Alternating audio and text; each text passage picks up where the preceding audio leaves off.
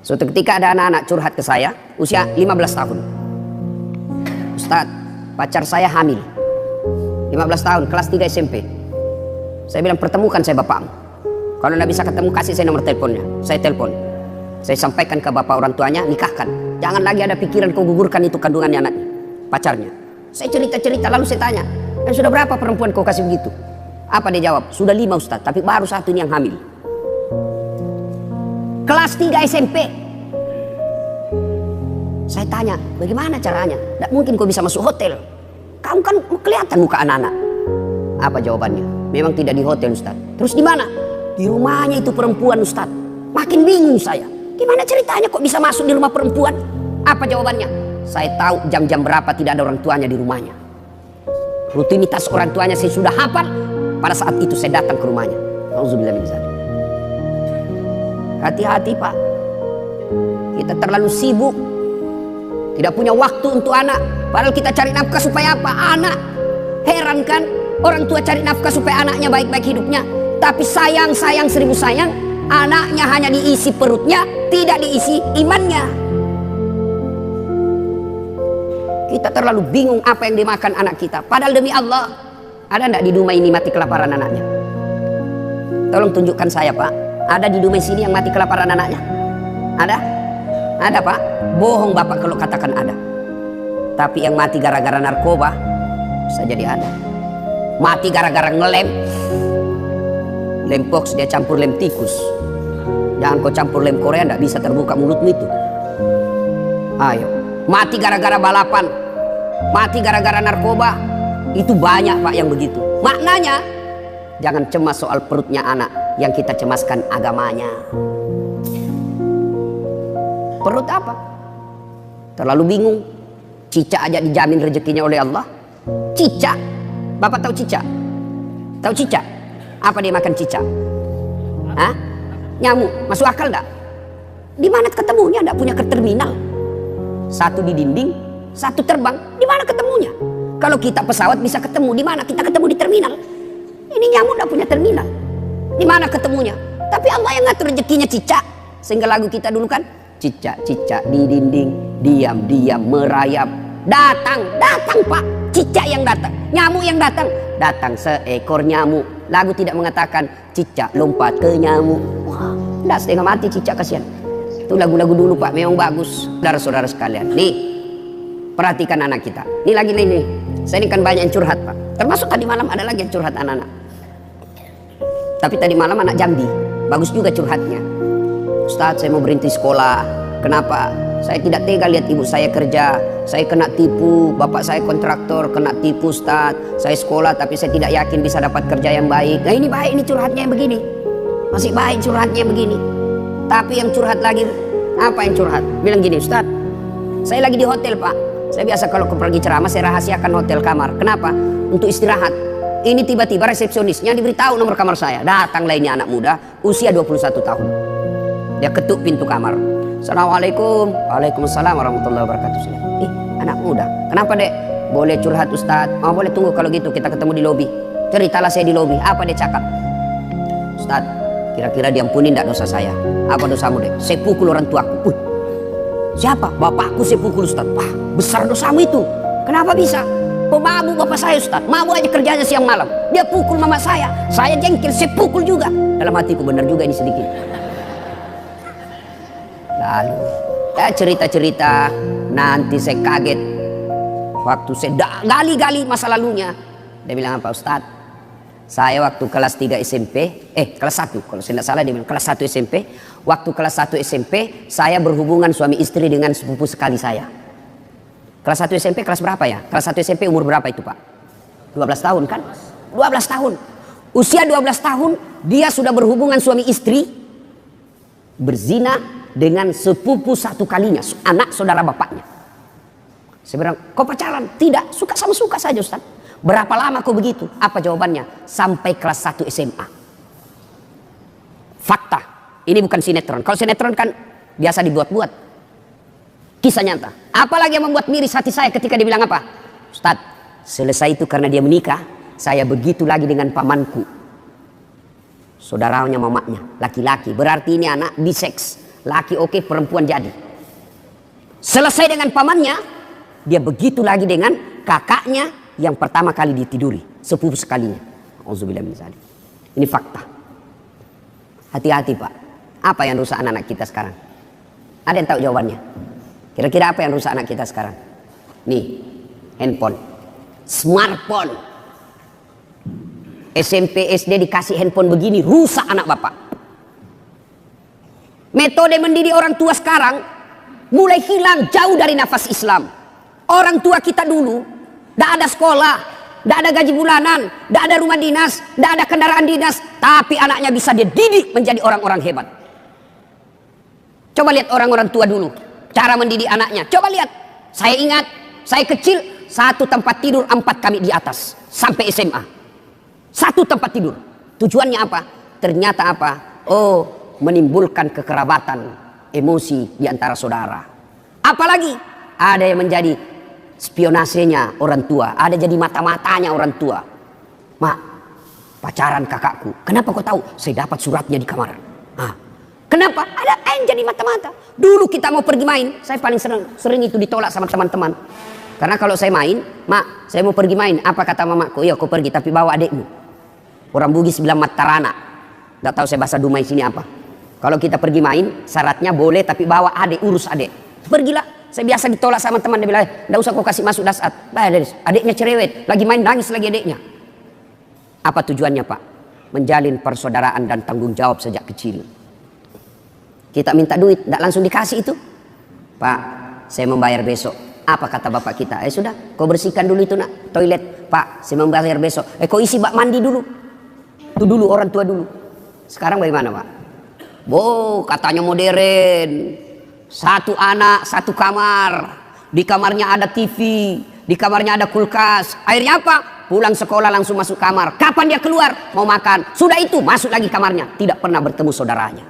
Jangan heran, begitu bapaknya meninggal, hanya perkara warisan mereka berpengadilan dan tidak punya rasa malu. Coba lihat anak-anak kita sekarang Pak. Masya Allah. Bapak kalau anak-anak mau pergi sekolah cium tangan enggak? Bapak kalau anaknya mau pergi sekolah cium tangan? Cium tangan? Enggak percaya saya Pak. Itu cium tangan, kalau saya jabat tangan sama ibu saya begini cara saya. Cium dulu telapaknya. Atasnya dulu saya cium sekali, baru telapaknya 2 kali. Itu namanya cium tangan. Anak-anak sekarang dia kasih gitu tangannya Pak. Enggak, di sliding Pak. Begini saja caranya. Di kepalanya di sini. Sekali tangannya cowoknya tabek Kak. Beleng-beleng. Hormat betul sama cowoknya, sama mamanya kurang ajar. Kalau mamanya telepon, nah jemput dulu ibu, bapakmu enggak bisa jemput, bapak masih sibuk di kantor. Apa jawabannya anak laki-laki? Capek mak, baru pulang kuliah. Memang enak kuliah mak, mama enggak pernah rasakan kuliah sih. Capek, saya enggak bisa. Giliran ceweknya yang nelpon, Kak, jemput dong. Tunggu dek, 10 menit saya datang. Inilah anak-anak kita. Coba, siapa yang salah? Apa sepenuhnya salah anak? Tidak, 90% salah orang tua. Bapak mau tahu enggak masa depannya dikubur nanti? Mau tahu masa depan dikubur? Lihat anak-anak kita sekarang Pak. Kalau sudah dekat subuh, bunyi gerendel pintu. Siapa itu? Ternyata anak kita pergi ke masjid. Masya Allah, bapak sudah kaya itu. Jam 5:30, anak-anak sudah pada pulang. Buru-buru mandi, kenapa? Mau datang berjamaah ke masjid. Bapak sudah kaya meskipun bukan anggota DPR. Berapa banyak orang tua saya lihat, pejabat publik, kepala dinas, pejabat berteras, dicium tangannya sama pegawainya di kantor, dimuliakan. Mau naik mobil dibukakan pintu mobilnya. Tapi sampai di rumahnya dilempar sama anaknya yang masih SMP. Orang tua paling miskin itu. Suatu ketika Nabi menuju ke satu tempat. Dalam perjalanan menuju ke tempat tersebut, Nabi melewati pemakaman. Nabi melewati pemakaman, lalu Nabi bersabda, saudara-saudara sekalian, langkahkan kakimu dengan cepat. Sahabat melangkahkan kaki dengan cepat. Sampai di tujuan. Balik lagi Nabi, melewati rute yang sama.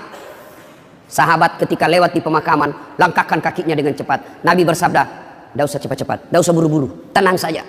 Sahabat bertanya, ya Rasulullah, tadi waktu pergi kami disuruh buru-buru, kan pulang tidak lagi. Ada apa ya Rasul? Nabi menjelaskan, begini, andai saja kau diberi telinga seperti pendengaranku, kau akan tahu betapa disiksanya tadi ini orang dikubur. Waktu pergi disiksa, saya tidak tahan tidak betah, tidak tega mendengar dia diazab. Maka saya buru-buru supaya saya tidak dengar lagi dia disiksa. Tidak tahan saya dengar dia disiksa. Balik, tidak lagi. Kenapa ya Rasul? Saya mendapat berita dari Jibril.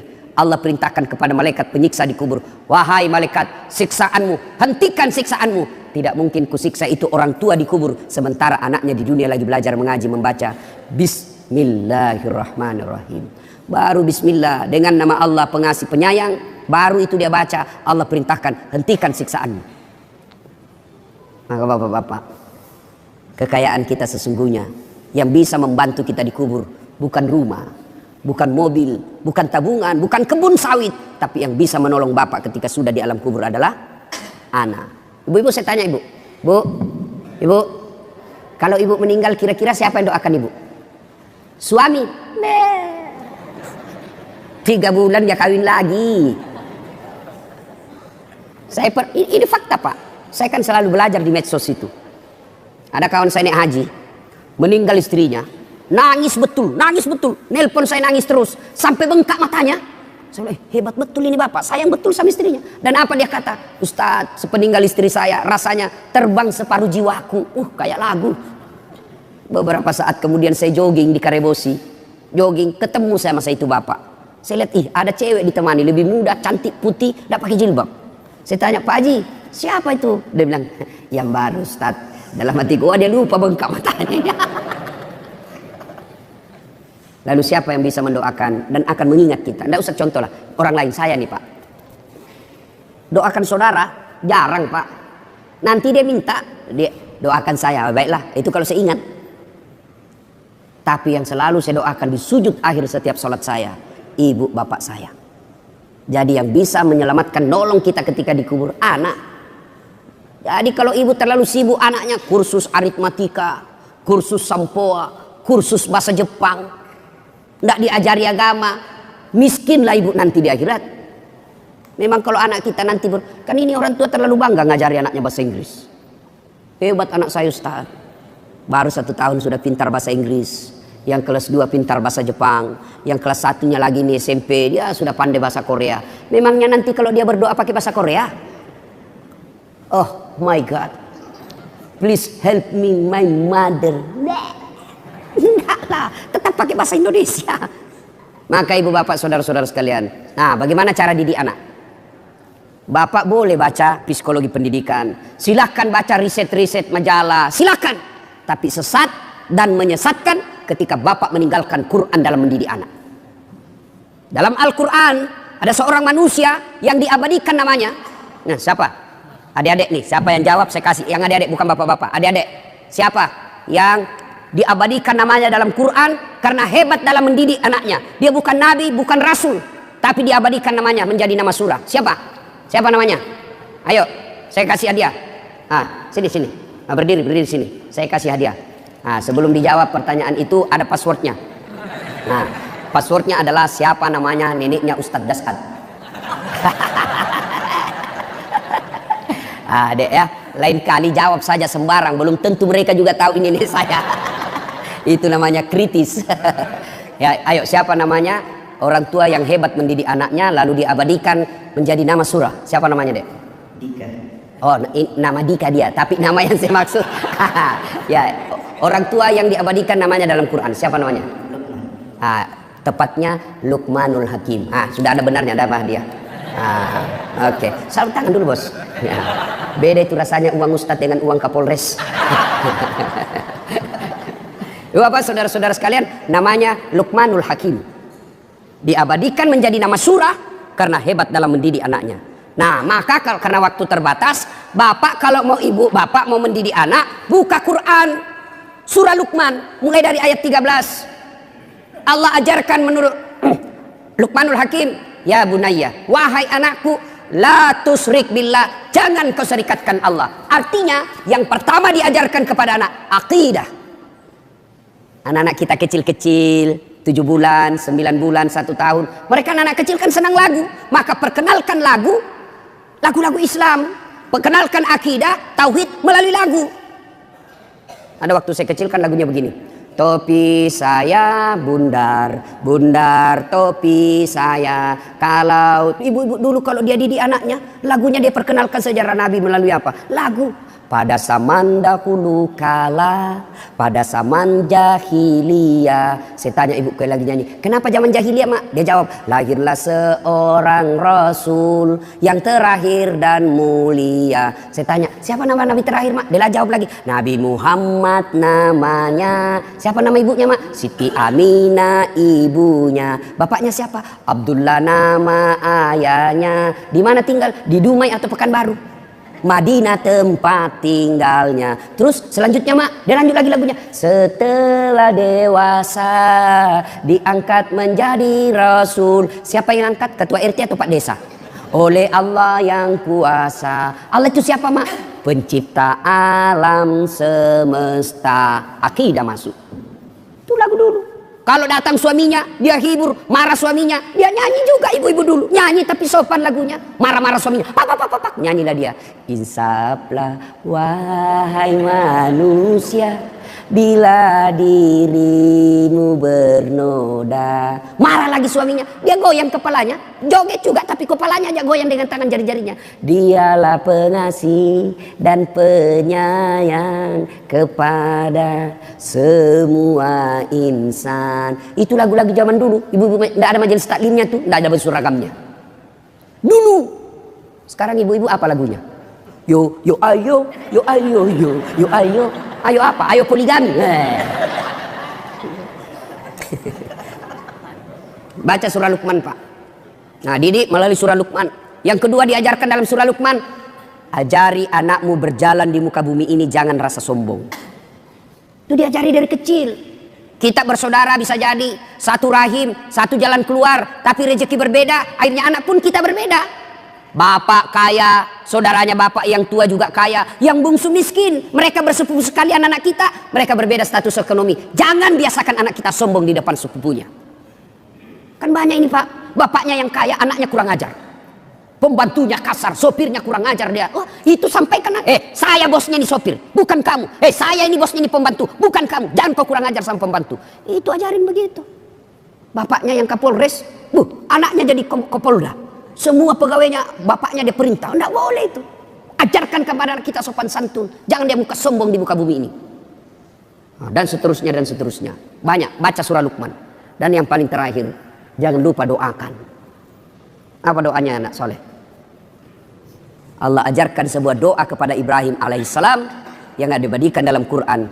Rabbi habli minas solihin. Ya Allah, berikan hamba anak yang soleh. Amalkan itu. Ibu-ibu lagi suap anaknya atau cucunya, suap sambil doa. Rabbi habli, mama. Rabbi surah, Rabbi habli minas solihin. Lagi dimandi anaknya disampo. Rabbi habli minas solihin. Mau tidur anak kita, usap-usap kepalanya. Rabbi habli minas solihin. Mau pergi sekolah, dekap dia. Rabbi habli minas solihin. Anak kita bertanya, apa itu bunda? Saya doakan anda supaya anak jadi anak yang soleh. Sampai di sekolah mau bolos anaknya. Enggak deh, saya enggak bolos tadi, bunda saya mendoakan saya jadi anak yang soleh. Coba diamalkan itu. Ada kemanakan saya Pak, sudah mau maghrib masih main bola. Saya panggil, Fatur, sudah Mina, ayo berjamaah ke masjid. Sedikit lagi om. Oke, dia main futsal. Saya tunggui. Azan maghrib masih main bola. Terpaksa Ustaz Dasat masuk lapangan. Saya bisik telinganya. Rabbi habli minas salihin. Langsung menangis. Heran semua orang lihat. Ih, hebatnya Pak Ustaz. Dia bisik saya kemanakannya menangis. Dia tidak tahu telinganya saya bisik. Tanganku dibawa menjepit.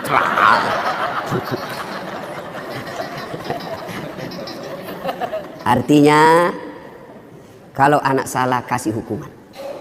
Anak melanggar jangan tidak dihukum. Supaya dia sadar bahwa kalau kau melanggar pasti ada sanksi dan hukuman buat kamu.